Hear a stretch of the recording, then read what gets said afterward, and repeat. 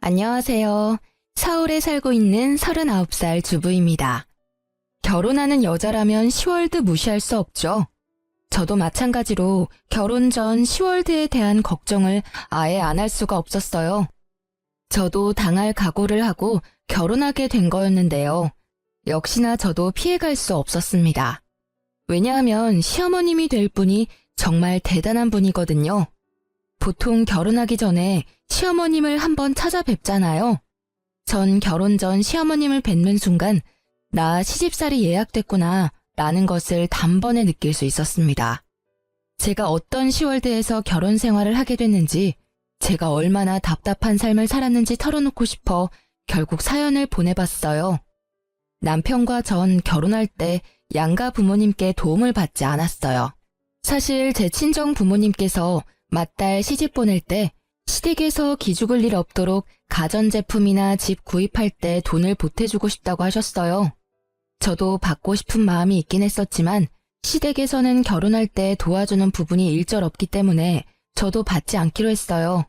시댁에서 도와주는 게 없는데 친정 부모님께 지원을 받게 되면 아무래도 남편이 많이 불편해할 것 같고, 남편도 이왕 이렇게 된 거 부모님 도움 없이 결혼하자고 하더라고요. 그래서 그렇게 하기로 결정했었죠.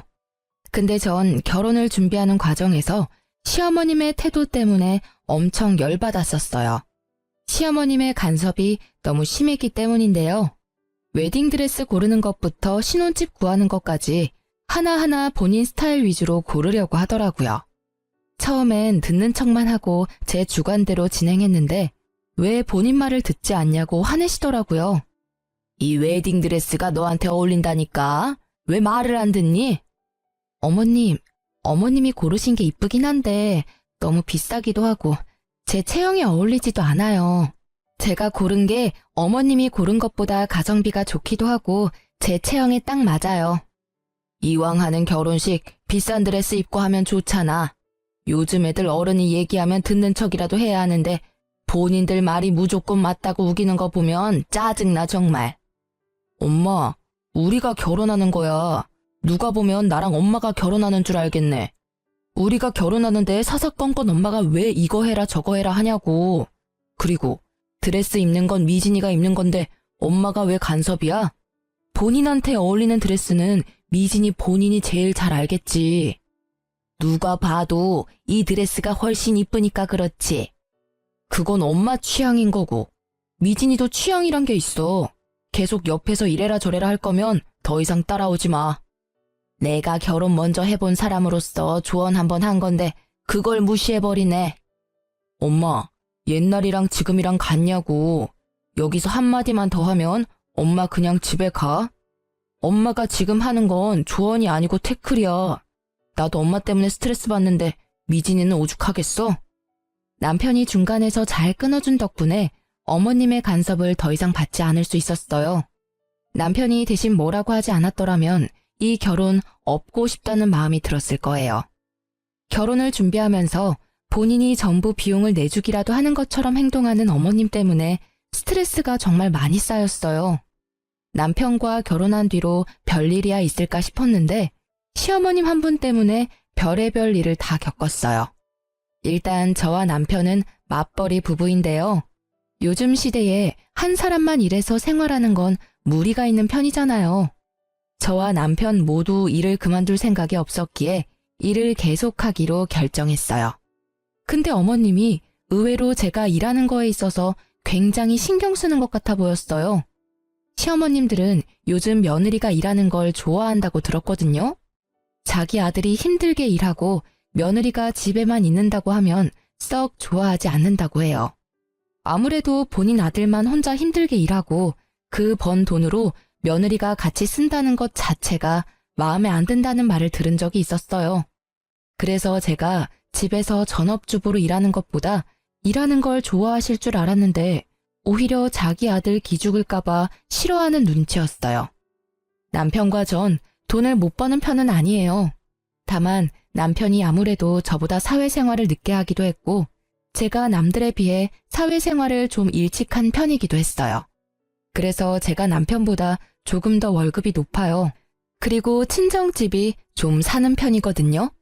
근데 어머님께서 친정집이 여유 있는 것과 제가 돈을 잘 버는 걸로 트집을 잡더라고요. 미진아, 너가 연봉이 얼마라고 했지? 네? 어머님 그건 왜요? 너가 우리 아들이랑 결혼했을 때 정확히 반반하기로 먼저 제안했었다며? 아, 네. 그러긴 했는데 그이도 그러길 원했어요. 제가 먼저 말을 꺼낸 건 맞지만요. 근데 갑자기 왜요? 너가 우리 아들보다 돈 많이 버는 걸로 알고 있는데 그러면 너가 조금 더 해왔어야 하는 게 맞지 않나 싶다. 요즘은 남녀 평등을 중요시하는 시대라서 옛날처럼 남자가 더 해와야 한다. 그런 게 없잖아. 너가 돈을 더 벌기도 하고 분명 돈도 그만큼 많이 모아놨을 것 같은데 그럼 가전제품 하나라도 너가 더 해왔어야 하는 게 맞지 않니? 그리고 사돈어른께서 사업하신다고 하지 않았냐? 친정집도 꽤 사는 것 같은데 딸이 결혼한다고 하면 돈 조금이라도 줬을 것 같은데 전혀 안 해줬더라. 그건 어떻게 된 거니? 어머님, 저희는 정확히 반반으로 하기로 약속하고 결혼한 거였어요. 그리고 저희 친정집이 아무리 잘 산다고 해도 우리 힘으로 결혼하기로 했던 거라서 받지 않기로 결정했던 거였고요. 남편이 먼저 안 받았으면 좋겠다고 한 거였어요. 그리고 따지고 보면 어머님도 우리 결혼했을 때 전혀 지원해준 게 없으시잖아요. 아무리 제가 돈을 많이 벌고 친정집이 잘 사는 편이라고 해도 제가 더 많이 돈을 낼 필요까지는 없다고 생각해요.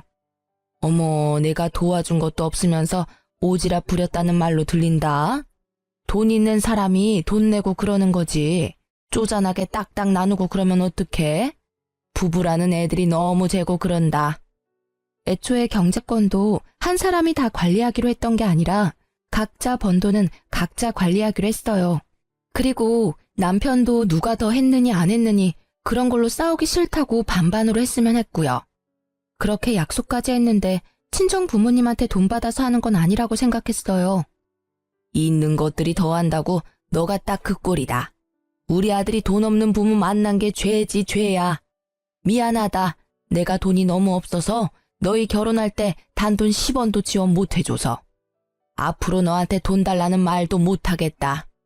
어머님, 너무하세요. 앞으로 돈 문제로 꼬투리 안 잡았으면 합니다. 결혼이 아무리 집안 대 집안이라고 해도 양가 부모님께서 도움을 준 게 아니라면 이렇게 하나하나 트집도 잡아서는 안 된다고 생각해요. 그리고 저희 친정집이 돈이 많은 건 맞지만 제가 많은 게 아니잖아요. 그건 오로지 부모님 돈입니다. 어머님이 자꾸 저희 친정집 걸고 넘어지는 거 듣고 싶지 않고 앞으로 친정집 얘기하시면 저 가만히 듣고만 있지 않을 거예요. 야, 시어머니로서 할 수도 있는 말을 왜 이렇게 안 이꼽게 듣니? 너 이제까지 그렇게 배워가며 살았니? 이제 막 시집 온 애가 못하는 말이 없네. 말 따박따박 대꾸하는 것 봐. 이제 너 남편도 아주 잡아먹겠다 얘. 제가 잘못한 부분이 있으면 이렇게 말하지도 않죠. 제가 잘못하지 않는 일로 트집 잡으시면 저도 할 말은 하겠습니다. 어머님과 대화할 때마다 이런 식으로 돈으로 시작해서 돈으로 끝날 때가 많았어요. 제가 돈을 좀 벌고 친정집이 잘 사는 편이니까 콩고물 떨어질 게 없나 생각할 때도 많았고요. 본인한테 조금이라도 돈이 들어오지 않거나 자기 아들이 조금이라도 손해보는 것 같으면 항상 자기가 돈이 없는 게 죄라면서 절 항상 나쁜 사람으로 만들더라고요. 제가 조금이라도 반박하면 며느리가 시엄마 잡아먹는다며 피해자 코스프레를 하는 편이신데 남편은 원래 어머님이 이런 성격인 걸 아니까 어머님이 이간질을 해도 믿지 않고 중간 역할을 잘하고 있어요. 그런 어머님께서 제 돈을 제대로 탐한 사건이 있어요. 제가 다니는 회사는 보너스가 자주 나오는 편이에요. 한 번 줄 때마다 나름 많이 주는 편이거든요. 언제 한 번은 제가 회사에서 100만 원 보너스를 받은 적이 있었어요. 보너스는 거의 현금으로 주는 편이라서 이번에도 현금으로 받았었는데요. 제가 현금을 받으면 바로 통장에 입금하지 않고 집에 보관할 때가 많았어요. 그 당시에 주변에 결혼하거나 돌잔치를 하던 친구들이 많은 편이라서 현금이 생기면 되도록 직접 가지고 있었어요. 집에 현금을 따로 보관하는 작은 핸드백이 있었는데 그때도 당연히 그 가방에 100만 원을 넣어놨었어요. 보너스를 받고 난 뒤 보름 뒤에 친구 결혼식이 있었는데요. 그래서 전날 미리 축의금을 봉투에 담아두려고 현금을 담아둔 가방을 찾았는데 그 가방이 없어졌더라고요. 놀란 저는 남편한테 가방이 어디 있는지 물어봤는데 남편도 전혀 모른다고 했어요.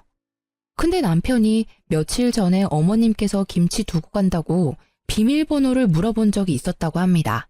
그 순간 어머님이 딱 의심되더라고요. 그래서 저와 남편은 모른 척하고 어머님을 저희 집에 불렀습니다.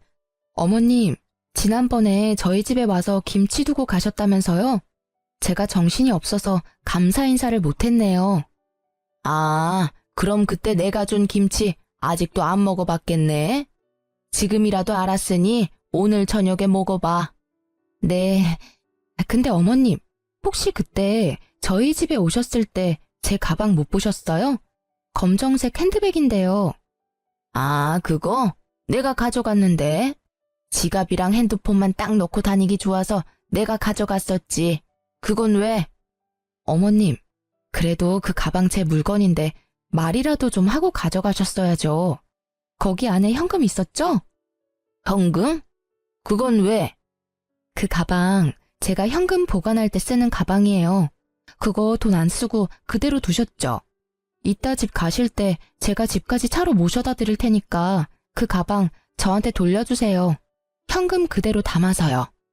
나 그 현금 좀 썼는데 괜찮니? 어머님, 그 돈 쓰시면 어떡해요? 말도 없이 가방 가져갔으면서 그 현금까지 마음대로 쓰시면 어쩌자는 거예요? 엄마, 도대체 왜 그래? 남의 돈을 왜 마음대로 쓰냐고. 그냥 거기에 돈이 있기도 하고 내가 가방 가져갔는데 한동안 말이 없길래 당연히 까먹은 돈인가 보다 생각하고 썼지. 아이, 그렇다고 그렇게까지 화낼 일인가? 엄마, 그거 도둑질이야. 아무리 까먹은 돈이라고 해도 그렇지. 그걸 왜 엄마가 혼자 판단하고 써? 얼마나 썼길래 그래? 50만 원 정도 썼어. 그 가방 안에 있던 돈은 보너스 100만 원 말고도 여윳돈 200만 원이 더 있던 상태였어요. 총 300만 원이 있었던 상태인데 어머님께서는 그 중에서 50만 원을 이미 썼다고 합니다. 처음엔 어머님이 쓰신 돈 안 받고 남은 금액만 돌려받을까 생각했었는데 어머님이 괘씸하기도 해서 돌려받기로 했습니다. 남편도 그렇게 하자고 했었고요. 저와 마찬가지로 어머님의 행동에 화가 많이 났었고 실망했다고 해요. 그래서 남편은 오히려 2배로 돌려달라고 말하기까지 했더라고요. 남편이 화를 크게 내니까 그 화를 이기지 못한 어머님께서 결국 저희한테 2배로 돌려주셨어요. 남은 금액도 그대로 돌려받았었고요. 엄마한테 그 돈 주는 게 그렇게 아깝냐고 크게 한 소리를 듣긴 했었지만 잘못된 건 바로 잡아야 한다고 끝까지 돌려받기로 했어요. 그 뒤로 한동안 어떤 일도 일어나지 않고 잠잠하게 지내고 있었는데 방심하고 있을 때 일이 하나 더 터졌어요. 제가 야근하지 않고 일찍 퇴근한 적이 있어요. 오랜만에 일찍 퇴근한 김에 남편과 외식하려고 기분 좋게 집에 가고 있었어요. 집 근처에 도착한 순간 아파트 정자에 앉아 계시던 동네 아주머니가 저한테 다가오더니 갑자기 제 등짝을 때리면서 욕을 하기 시작했어요. 이 여자야, 너 재작년에 여기 이사 온 년이지? 여기가 어디라고 너 같은 개집년이 이 동네로 이사를 와? 술집에서 몸이나 판 년이 눈만 높아가지고. 아무리 저렴한 여자라도 수준 높은 집은 알아가지고 너 때문에 우리 아파트 집값 떨어지면 책임질 거야? 당장 이사가. 그게 무슨 말씀이세요? 제가 몸 팔던 년이라니요. 너 술집 다닌다는 소문 내가 다 들었다. 너 시애미한테 다 들었어. 아무리 직업에 귀천이 없다고 하지만 넌 너무 천하다 천해. 시애미 말로는 너가 자기 아들이랑 결혼하고 싶다고 애걸복걸 엄청 했다고 하던데. 맞지? 아무리 천해도 그렇지 분수에 맞게 살아야지. 여기가 어디라고 너같이 천한 애가. 그리고 아무리 돈이 없는 년이라고 해도 뭐라도 들고는 와야지. 몸만 달랑 갖고 올 수가 있니? 제가 동네 아주머니 붙잡고 자세히 얘기 좀 해달라고 부탁했습니다. 알고 보니 시어머님께서 저에 대해 안 좋게 소문을 내고 다녔다고 합니다. 제가 남편과 살고 있는 아파트는 어머님 집과도 가까운 아파트 단지라서 제가 살고 있는 아파트 주민들 중에서 저희 어머님과 친한 아주머님들이 몇 분 계십니다. 저와 남편이 결혼 허락을 받았을 당시 어머님께서 반대를 심하게 하셨어요. 그 당시 어머님께서 워낙 반대를 심하게 하는 바람에 결혼을 못하게 될 뻔했는데 어머님도 저와 남편이 당연히 결혼하지 않을 줄 알고 뒤에서 동네 사람들한테 제 흉을 보고 다녔던 거였어요. 그것도 사실이 아닌 이야기들로 말이에요. 제가 술집에서 굴렀던 여자다, 돈이 없는 거지 집안에서 태어난 여자다, 남편 등골 빼먹는 여자다 등등 유언비어를 하고 다녔더라고요. 당연히 제가 남편과 결혼하지 않을 거란 생각에 그랬던 거였고요. 이 사실을 동네 아주머님께 듣고 나서 화가 난 저는 그대로 남편에게 말했습니다. 남편은 그 사실을 듣고 어머님께 바로 찾아가서 이 소문을 낸 사람이 엄마가 맞냐면서 따지기 시작했는데요.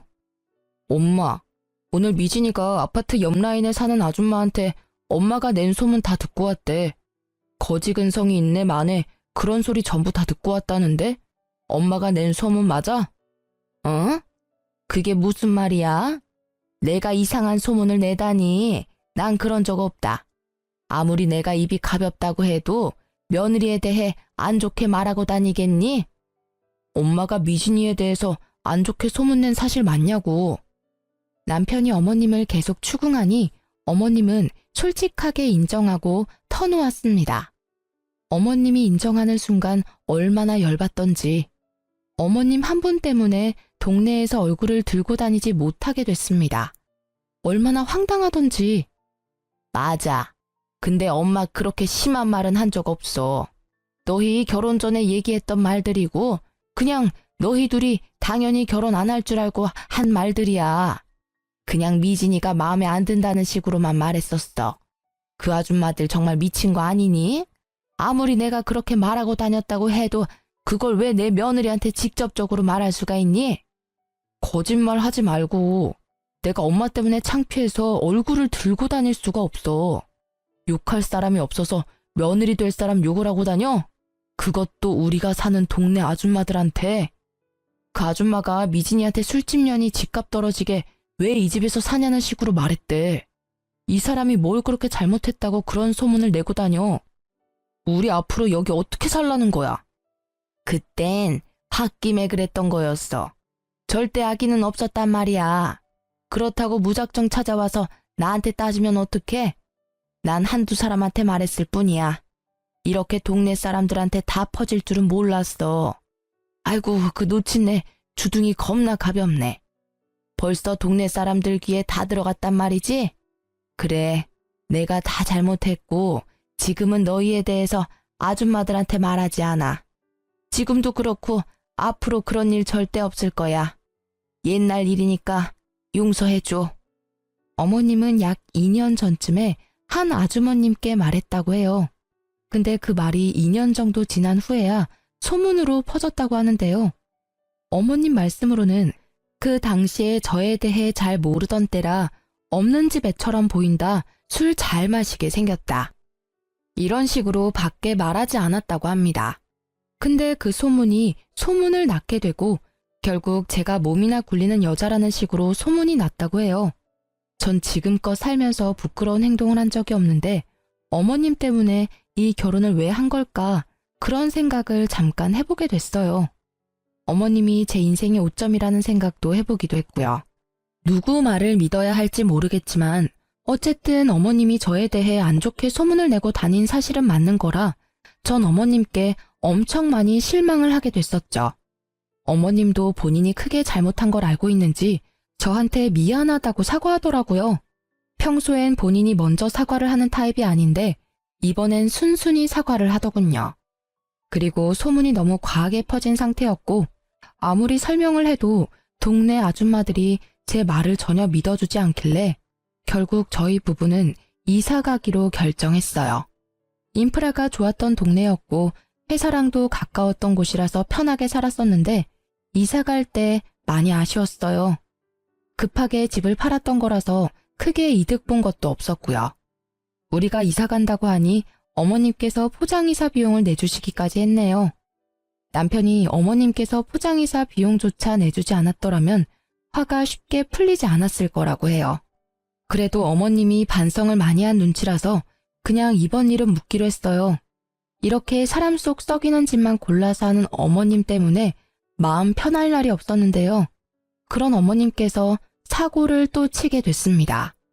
어머님은 원래 사업을 몇 번 해보신 분이에요. 근데 그 사업이 전부 망해서 문제가 됐는데요. 사업 욕심이 많으신 어머님은 이미 사업만 2번 망한 경험이 있으신데요. 그래서 이미 빚이 어느 정도 있는 상태였어요. 사업 문제로 인해 시아버님과도 크게 싸움으로 번져 이혼까지 했었고요. 그래도 저와 남편이 결혼하기 전에 있었던 일이었고 어머님은 그 이후로 절대 사업을 하지 않겠다고 다짐을 했다고 해요.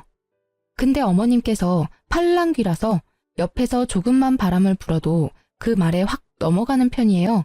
그래서 안 하겠다던 사업을 갑자기 한다고 했어요. 그 말을 듣게 된 저희 부부는 안 된다고 말했죠. 옆집에 사는 아저씨가 고깃집 운영하는 거 알지? 그 사람이 한 달에 순수익만 2천만 원은 된다더라. 나도 그 아저씨 따라서 고깃집 운영 좀 해볼까 봐. 사업이라니. 엄마 예전에 삼계탕집 했다가 제대로 망했으면서 이번에도 식당을 하겠다고? 그만 좀 해. 엄마 지금 사업 때문에 생긴 빚도 다 못 갚은 상태면서 또 사업을 하겠다고? 내가 봤을 때 엄마 사업에 소질 없어. 그러니까 그냥 가만히 좀 있어. 그 아저씨 말대로 하면 돈 많이 벌 수 있는데? 엄마 말만 믿고 나한테 투자 좀 해줘. 엄마 예전에 사업하겠다고 나한테 2천만 원 빌려갔었잖아. 그것도 아직 갚지 않았으면서 지금 또 빌려달라고? 나 절대 안 빌려줘. 딱 한 번만 믿어줘. 엄마 이번에 잘할 자신 있어. 옆에서 도와주는 아저씨도 있으니까 걱정 안 해도 돼. 결국 저희는 어머님께 3천만 원을 빌려주기로 했습니다. 예전에 남편이 2천만 원 빌려준 것도 있어서 어머님이 나중에 5천만 원 모두 갚는다고 하더라고요. 그리고 얘기를 들어보니까 저희한테 돈 빌린 거 말고도 주변 친구들께 1,000만 원, 2천만 원 이런 식으로 돈을 빌린 모양이에요. 그렇게 해서 빌린 돈만 억이 넘는다고 들었어요. 분명 어머님이 최대한 빠른 시일 내로 사업을 시작한다고 했는데 몇 달이 지났는데도 아무런 소식이 없더라고요. 그래서 어머님께 따로 연락을 드리게 됐어요. 어머님, 사업 준비는 잘 돼가세요? 아무런 말씀이 없으시길래 걱정돼서 전화드렸어요. 어? 아니 그게 사업 안 하기로 결정했다. 사업이 애들 장난도 아니고 너무 성급하게 결정한 것 같아. 네? 그게 무슨 말씀이세요? 사업하겠다고 저희한테 돈도 받아가시고 주변 분들한테 이미 돈도 빌린 상태라면서요. 사실 사업 준비하면서 내 생활비로 쓸 돈이 없었거든. 그래서 내 생활비로 빌린 돈들 조금씩 쓰다가 결국 다 써버렸다. 어쩌면 좋니? 그것 때문에 한동안 머리 아파서 잠도 제대로 못 잤어. 그래서 당장 사업을 못하는 상황인데 어쩌면 좋니? 어머님, 도대체 왜 그러세요? 사업하겠다고 돈 빌린 게 얼마인데 그걸 그 사이에 다 썼다고요? 고작 몇 달 안에 그 많은 돈을 어떻게 다 쓸 수가 있어요? 어쩌다 보니까 그렇게 됐어. 미진아, 정말 미안한데 돈 빌려준 친구들이 자꾸 돈 갚으라고 난리도 아니야. 급한 돈만 너가 대신 갚아줄 수 없겠니? 내가 지금 그 큰 돈이 어디에 있겠어. 다 갚아달라는 말은 안 할 테니까 5천만 원 정도만 빌려줘. 어머님, 어머님이 저희한테 빌려간 돈만 5천만 원이에요. 근데 저희 보고 5천만 원을 또 달라는 말씀이시잖아요. 저희가 돈을 그냥 버는 줄 아세요? 저희 이제 돈 없어요. 빌려간 돈이나 빨리 갚으세요. 이 늙은 시애미가 그 큰 돈이 어디 있겠냐? 넌 내가 불쌍하지도 않니? 어? 어머님, 제가 더 불쌍해요. 따지고 보면 어머님이 제 남편의 엄마이지 제 엄마는 아니시잖아요. 어머님이 절 키워주기라도 했나요? 아니면 저한테 용돈 쓰라고 단돈 1,000원이라도 준 적이 있으신가요? 항상 저한테 받아만 가셨지 정작 어머님은 저한테 해주신 게 전혀 없으시잖아요. 어머님께 뭐 해달라고 바라지도 않을 테니까 제 돈이나 제때 갚으세요. 알겠어요? 너 아니었으면 우리 아들이 진작 갚아줬을 돈인데 여자 하나 잘못 만나서 내가 이 나이에 이렇게 고생하고 있다. 며느리 하나 있는 거 돈 갚으라고 독촉이나 하고 너 아니었으면 내가 사업할 생각도 안 했어. 우리 아들이 나 충분히 먹여 살렸을 텐데.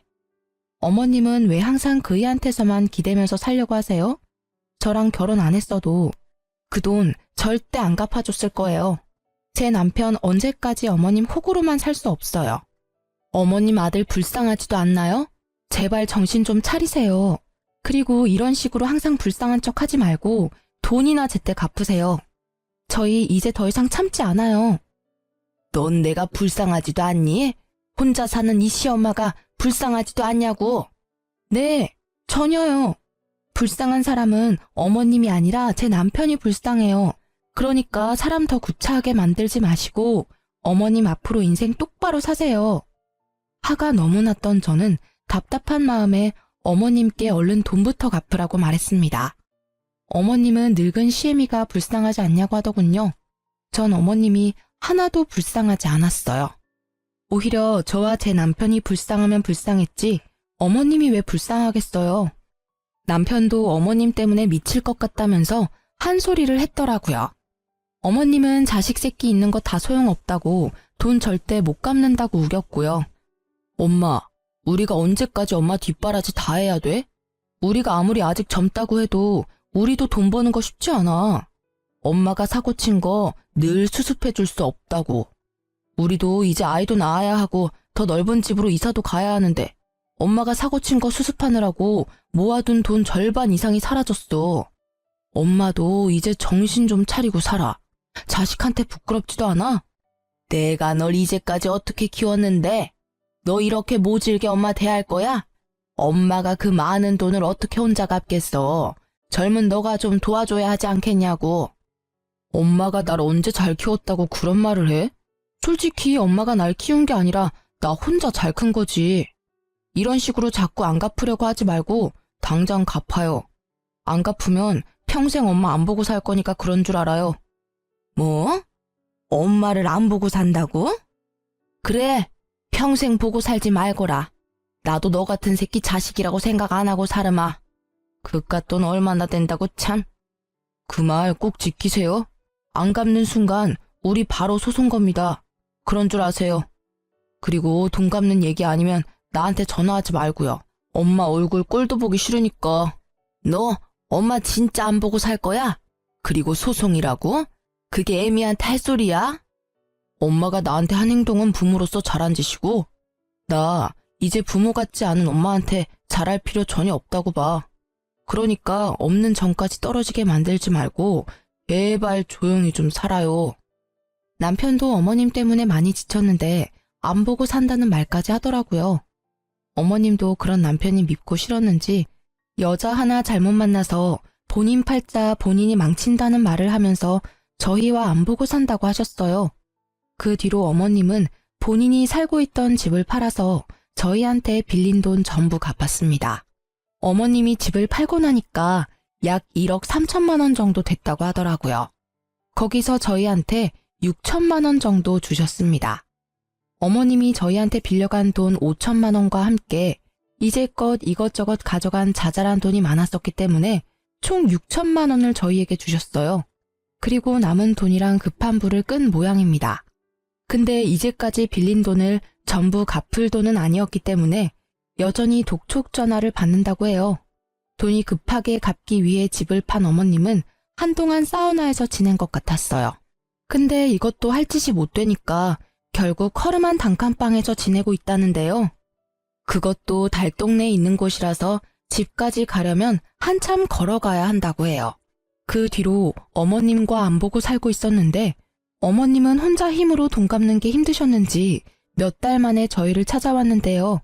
원래 만나고 싶지 않았었는데 그래도 마지막으로 뵙기로 했어요. 어머님, 어쩐 일이세요? 왜 그동안 연락 안 받았니? 100통은 넘게 한 것 같은데. 제가 어머님을 왜 만나야 해요? 원래 우리 안 보고 살기로 한 거잖아요. 그래, 그랬었지. 미진아, 내가 정말 미안했다. 나 용서해 줄 수 없겠니? 내가 너무 철이 없었어. 내가 앞으로 너한테 돈 달라는 소리 안 할게. 그러니까 나 데리고만 살아줄 수 없겠니? 진짜 돈 갚아달라는 말 절대 안 할게. 그냥 나 이 집에서 살기만 해줘. 어머님, 당장 나가주세요. 저 어머님 데리고 살기 싫어요. 저희가 뭘 믿고 어머님을 데리고 살아요?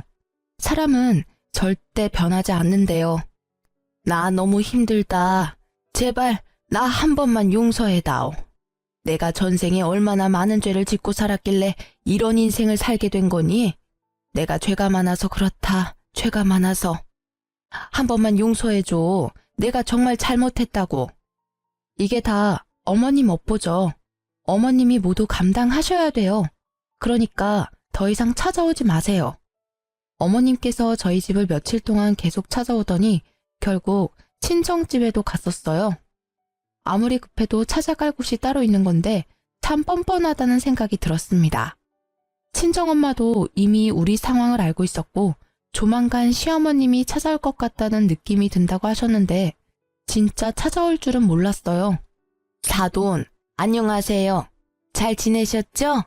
애들한테 들었을지 모르겠는데 제가 요즘 사는 게 너무 빡빡해서 말이에요. 여기가 어디라고 찾아와요? 연락도 없이 무슨 일로 오신 거예요?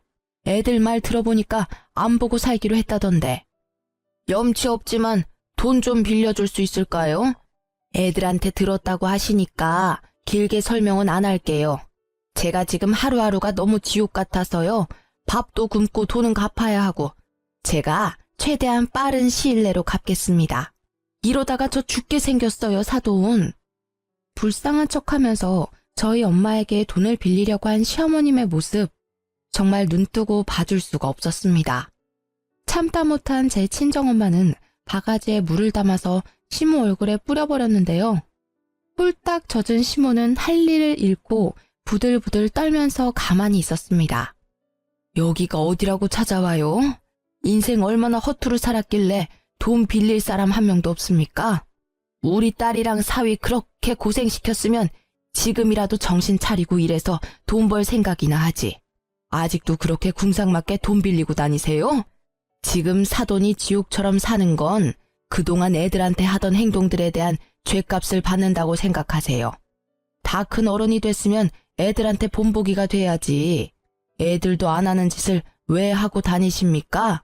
제발 이 냉수 맞고 정신 좀 차리세요.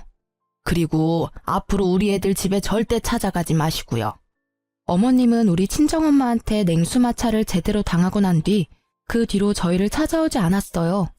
얘기 들어보니까 어머님 앞으로 지금 남은 빚이 3천이라고 합니다. 우리 젊은 사람도 3천만 원 빚 갚는 거 엄청 힘든데 그 연세에 그 큰 금액 갚으려니 더 힘들 수밖에 없어요. 솔직히 저희 그 돈 충분히 갚아드릴 능력 됩니다.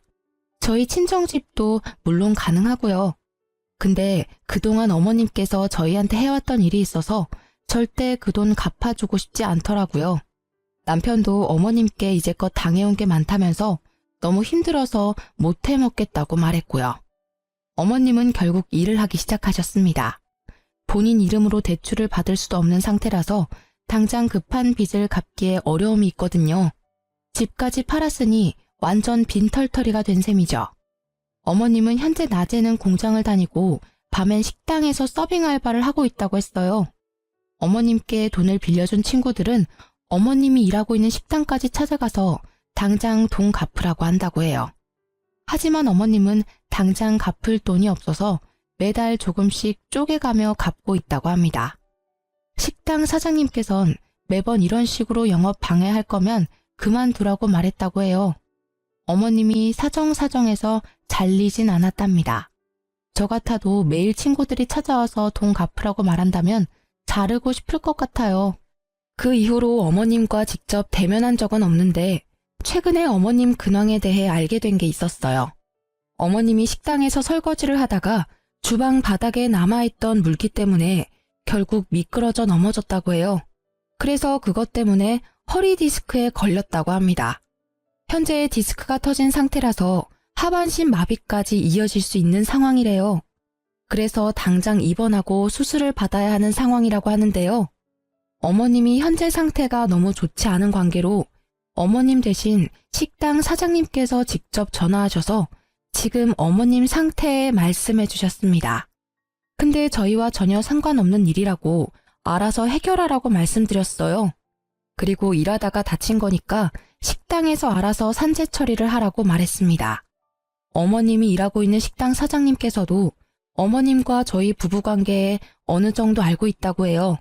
그래도 그렇지. 시어머님이 다친 상태인데 그렇게 매몰차게 대해도 되는 거냐고 하더군요. 이제까지 우리 시어머님 자식으로 며느리로서 살아보지 않으면 그렇게 말할 수 없을 것 같아요. 우리처럼 반응이 나오는 게 정상일 겁니다. 매정하다고 생각해도 어쩔 수 없어요. 그리고 제가 허리 디스크를 갖고 있어서 아는데 그거 빨리 치료하지 않으면 큰일이거든요.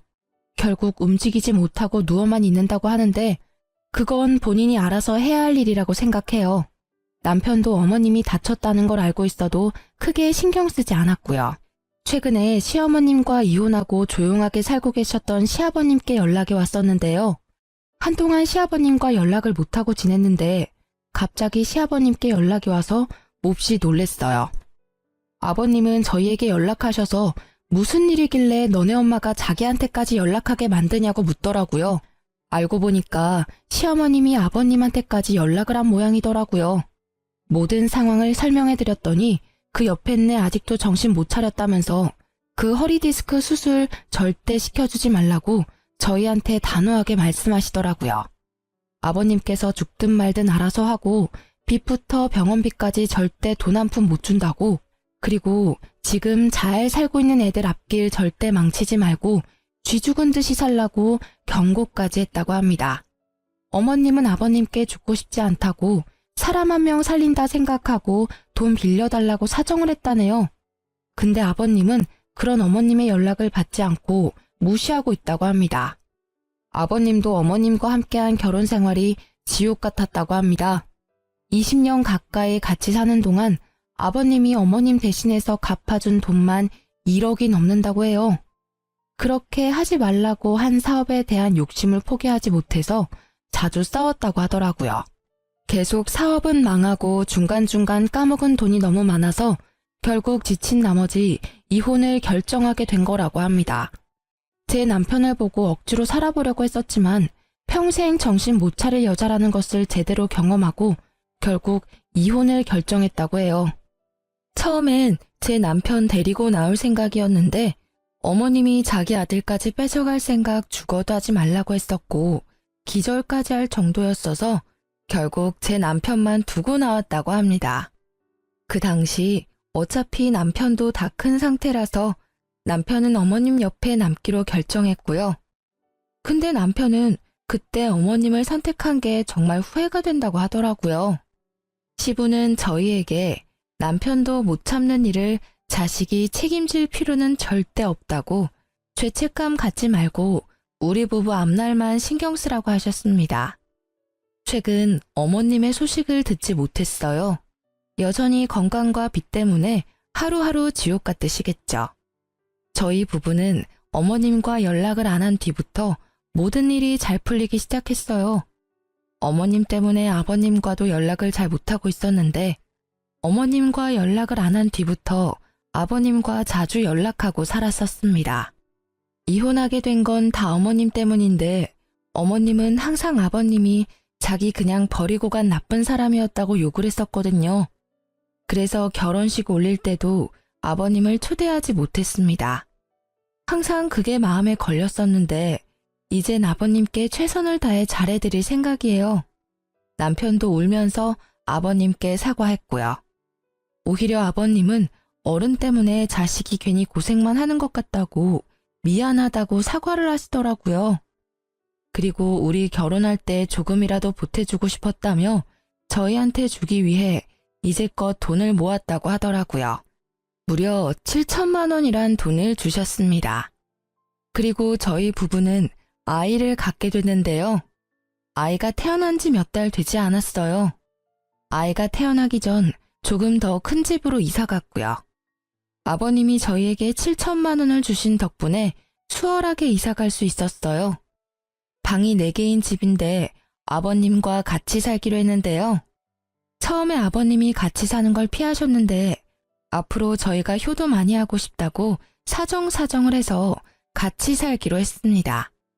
말은 같이 살기 싫다고 말씀하셨지만 속으로는 많이 좋으셨나 봐요.